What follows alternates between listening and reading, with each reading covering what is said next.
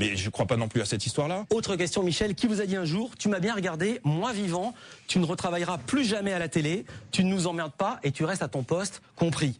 Était-ce Stéphane Collaro? Était-ce Nagui? Était-ce Karl Zéro? Réponse du public, 41%, c'est Stéphane Collaro qui vous aurait dit ça. C'est vrai? Ouais, bah oui, bien sûr, ouais. Et on vous a fait comme vous faisiez chez Ardisson, Stéphane Collaro, il est là.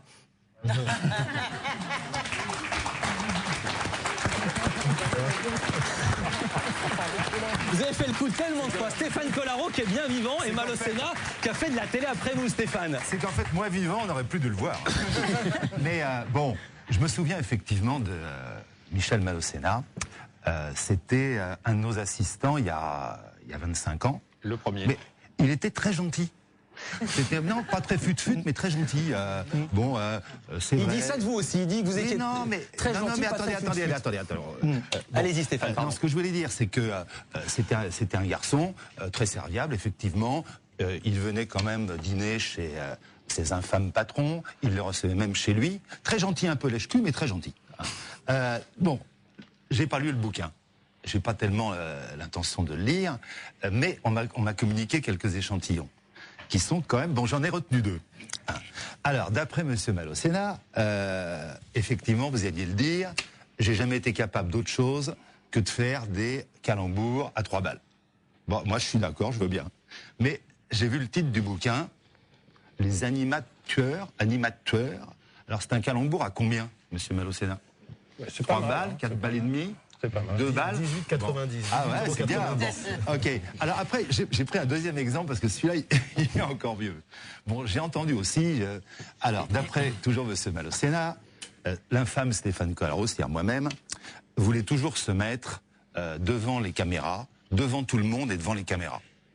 Bon, il se trouve que, entre autres choses, j'étais le présentateur et l'animateur de ces émissions. Donc, je disais bonjour.